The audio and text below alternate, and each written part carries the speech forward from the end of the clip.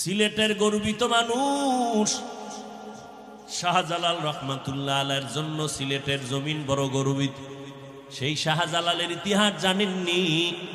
যখন ইয়ামান থেকে সিলেটের জমিনে আসছেন, মাথায় পাগড়ি, এক হাতে তসবিহ আর এক হাতের মধ্যে একটা লাঠি নিয়ে পদার্পণ করেছেন। আল্লাহর বান্দা গৌর গোবিন্দের সাথে পিড়াপিড়ি আর অস্ত্র দিয়ে মারপিট করতে হয় নাই। তাহাজ্জুদের মোনাজাত, ফজরের আজান ছিল তার অস্ত্র। আল্লাহর এত মুহাব্বতের গোলাম, আল্লাহর মুহাব্বতে এতটাই বিভোর, আল্লাহর মুহাব্বতে ভরিয়া আল্লাহর বান্দা শাহজালাল রহমাতুল্লাহ আলাইহি জীবনে বিবাহই করেন নাই। আর সিলেটের মুসলমান বিয়া করতে যাইয়া বিসমিল্লাহ খাইলা পায়খানা যৌতুক নামের। শাহজালাল রহমাতুল্লাহ আলাইহি আল্লাহর মুহাব্বতের বিভোর হইয়া জীবনে বিবাহ করে নাই। আর তুমি বিবাহের সিঁড়িতে পাও রাইখা আমার মাওলারে চিনো না। শাহজালাল আল্লাহর মোহাব্বতে দুনিয়া ত্যাগ করছেন, আর তুমি দুনিয়ার মোহাব্বতে আমার মাওলারে ত্যাগ করছো। ও আল্লাহর বান্দা, রাস্তা দিয়া পয়গম্বর মুসা নবী পাহাড়ের পার্শ্ব দিয়া যায়, একটা পাথর কান্না শুরু করলো। পাথর ডাক, মুসা নবী ডাক দিয়া কয়, কাঁদো কেন? বলে, আল্লাহ নাকি বলছেন আমাকে পাথর দিয়া জাহান্নামের আগুন জ্বালাবে, এই ভয়ে কান্না করতেছি। মুসা নবী আল্লাহর আদালতে গেলেন কথা বলতে। আল্লাহ জানায় দিলেন, ও মুসা, পাথরটাকে বলে দিও আমি ওরে মাফ করে দিলাম, ওরে দিয়া জাহান্নামের আগুন জ্বালাবো না। মুসা নবী বিদায় বেলা পাথরকে বলে দিলেন, এ পাথর কাঁদবি না, আল্লাহ তোরে মাফ করে দিয়েছেন, আমি মাত্র মাওলার সাথে কথা বলে আসছি। মুসা নবী চলে গেলেন। দীর্ঘদিন পর ওই পথ দিয়ে আবার রওয়ানা। ওদিন তাকায় দেখেন পাথর এখনো কান্না বন্ধ করে নাই। নহর জারি করেছে পাথর।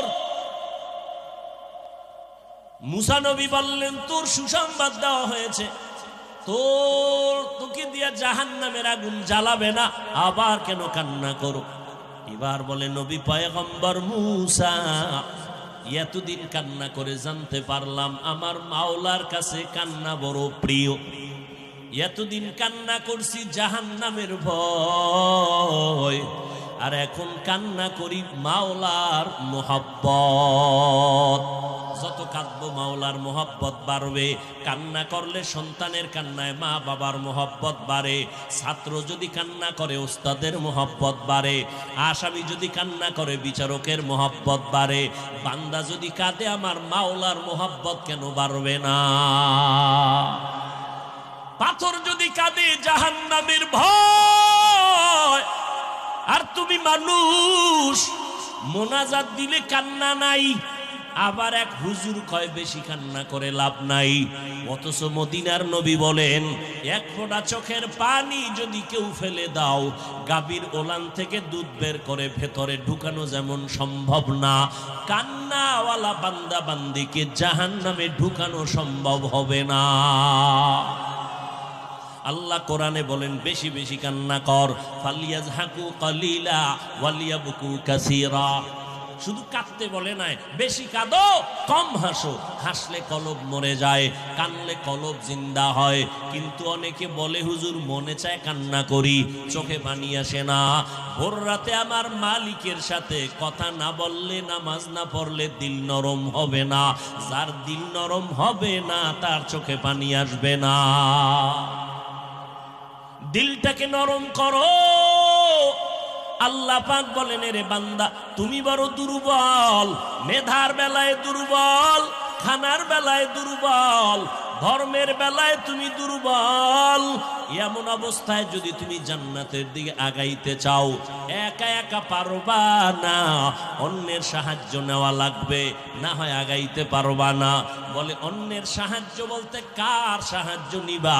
যার মধ্যে তিনটা দুর্বলতা নাই, তার থেকে সাহায্য নিবা চাইলেই ভাইবা। আর তিনটা দুর্বলতা যাদের আছে, এদের পিছনে জুতা ক্ষয় করলেও তুমি কোনো সহযোগিতা পাইবা না। যদি পাও তাও মনের মতো পাইবা না। এইবার দেখো তিনটা দুর্বলতা জমিনের মধ্যে কার মধ্যে নাই। এক নাম্বার পিছনে টান নাই, নাম্বার দুই যার অভাব নাই, নাম্বার তিন যার স্বার্থ নাই। এবার তালাশ করে দেখো সিলেটের জ্ঞানী মানুষেরা এই জমিনের মধ্যে এমন একজন বান্দা পাবেননি যার পেছনে টান নাই। আছে কেউ?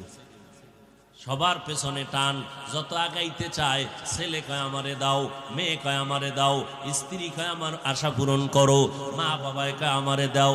পিছনে দিতে দিতে সামনে আগানো যায় না। জমিনে এমন একজন বান্দা পাবেননি যার কোনো অভাব নাই। আসেনি? দুই একজন ফিসাব, এটি তো আরো ফকিরনি। এটি মুরিদের দি খাইয়া, মুরিদের টাকা খাইয়া বেহেশত খানা বানাইছে। আছে না নাই? মুরিদের টাকা দিয়া রাজমহল বানায়। আল্লাহ হেদায়াত দান করুন। জমিনের মধ্যে অভাব ছাড়া কেউ নাই, বরং তুলনামূলক আমি এভাবে বলি, যার টাকা যত বেশি তার অভাব তত বেশি। গরিবের অভাব কেমন জানেননি? 100 টাকায় সমাধান। বড় লোকের অভাব লক্ষ টাকায় সমাধান হয় না। গরিব রিক্সা নিয়ে রাস্তায় বের হয়ে গেল, রিক্সার চাক্কা পাংচার হয়ে গেল, লিক হয়ে গেল, এখন হাইটা 1.5-2 কিলোমিটার চলে যাবে। বড় লোক গাড়ি নিয়ে, প্যারাডো গাড়ি নিয়ে যখন নামবে, হঠাৎ যদি ডিস্টার্ব হয়, ড্রাইভার বলবে স্যার আমি ব্যর্থ হয়ে গেলাম। এইবার বড় লোক বইয়া কান্না ছাড়া উপায় নাই, না পিছনে যেতে পারবে হেঁটে, না সামনে যেতে পারবে। বড় লোক এতটাই দুর্বল। গরিব যদি বাথরুমটা পরিষ্কার না করে, গরিব যদি বাড়ি ঘর মুইসা না দেয়, তাহলে টাইলস করা 5 তলা বিল্ডিং গরুর গোয়াল ঘর হয়ে যাবে। ঠিক নেই? গরিবেরা যদি মাছ না দইরামগো খাওয়াইতো, কোন বড় লোকের মুখের মধ্যে পাঙ্গাস যাইতো না। নদীর পাঙ্গাস, ইলিশ মাছ গরিবেরা আইনা দেয়। গরিব যদি গরুর গোশত বানাইয়া না দেয়, বড় লোকের গরু খাওয়ার কোনো সুযোগ নাই। পদে পদে পদে পদে বড় লোকের সহযোগিতা করে গরিব, কিন্তু সেই বড় লোকেরা জুলুম করে গরিবের সাথে বেশি। ভাইরা আমার, জমিনের মধ্যে যার টাকা যত বেশি তার অভাব তত বড়। এক কথায় অভাব ছাড়া কেউ নাই। 3 নাম্বার, স্বার্থ ছাড়া কোনো মানুষ আসেনি। খোঁজ করে বের করেন। আমি 2 জন পাইছিলাম, কিন্তু সোনার বাংলায় রাখতে পারি নাই টিকাইয়ে কথাটারে। একজন পাইছিলাম আমার আব্বাজান, আর একজন পাইছিলাম আপনার আমার আম্মাজানকে। এদের কোনো স্বার্থ নাই, কিন্তু সোনার বাংলায় তাকায় দেখলাম ইদানিং কালে কত মা কত বাবা স্বার্থের টানে পরে সন্তানের জবাই করে, সন্তান স্বার্থের টানে মা বাবারে জবাই করে। আছে না নাই? সব স্বার্থ। ফেন্সুগঞ্জ থানায় গিয়া ডায়েরি তালাশ করেন, দেখবেন বহু মা বাবা সন্তানের বিরুদ্ধে মামলা দিছে। অনেক সন্তানেরা মা বাবার বিরুদ্ধে মামলা দিছে। ফলাফল কি পাইলাম?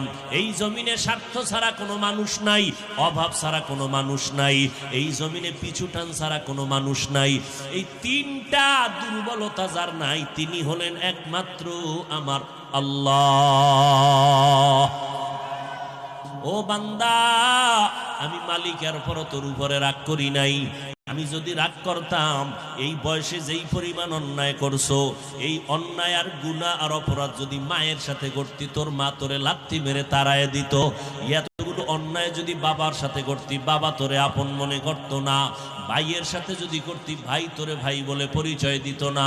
আমি আল্লাহর সাথে করার পর একবারও রাগ করে পানি বন্ধ করি নাই, তোর উপরে রাগ করে খানা বন্ধ করি নাই, তোর উপরে রাগ করে সূর্যের আলো বন্ধ করি নাই। বরং প্রত্যেকটা রাতের শেষ ভাগে আমি আল্লাহ প্রথম আসমানে আইসা তোদেরকে ডাকতেছি, ও বান্দা, গুনাহ যদি করিয়াও ফালাও তওবা কর। তোর গুনাহ করতে করতে করতে করতে পাহাড় বানাইছো, ওই পাহাড় বানাইতে তোর 40 বছর লাগছে। আর যদি তওবা করো, আমি তোরে ওই পাহাড় থেকে পবিত্র বানাইতে 1 সেকেন্ড লাগবে না।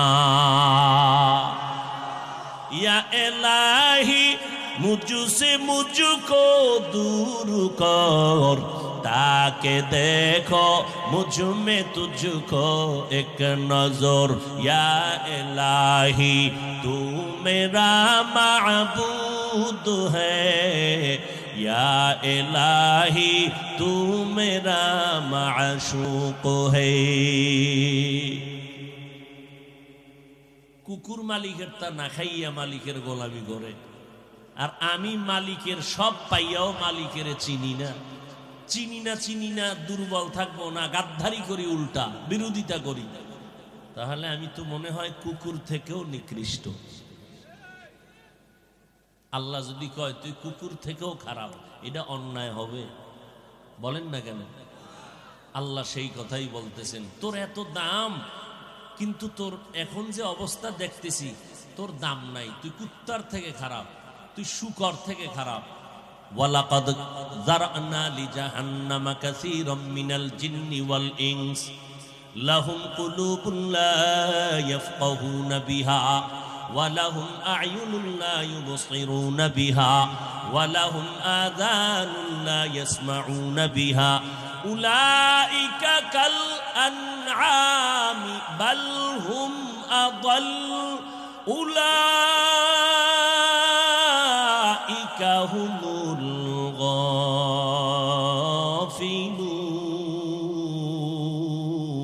গাফিলুন।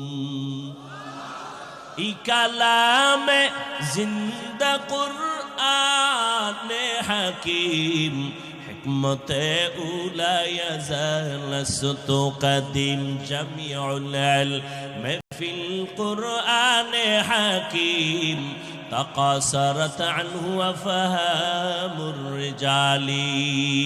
আল্লাহ তাআলা বলেন অধিকাংশ মানুষ জাহান্নামে যাবে। সূরা আরাফ 9 পারা আল্লাহ বলেন অধিকাংশ মানুষ জাহান্নামে যাবে। কম না বেশি? কি বুঝলেন? কম না বেশি? বেশিরভাগ মানুষ জাহান্নামে যাবে। কেন? আল্লাহ বলেন এদেরকে আমি আল্লাহ রাডার দিলাম, কল্ব, যেটাকে আমরা দিল বলি। দিল আছে না নাই? এই কলব দিলাম, ফিকির করবে, ভাববে, ভাবনা করে করে বান্দা আগাবে, কিন্তু কলব দিয়ে সে কোনো ফিকির করে না, কোনো ভাবেই না, চিন্তাও করে না। আমি চক্ষু দিলাম দেখার জন্য, বান্দাকে যা দেখতে বলেছি তা দেখে না। মাকে দেখবা সওয়াব, আল্লাহর কুদরত দেখো সওয়াব, ওলামায়ে কেরাম দেখবা সওয়াব, শিক্ষকের নেক নজরে দেখো সওয়াব, ওলামায়ে কেরাম দেখো, আল্লাহর মাখলুক দেখো সওয়াব।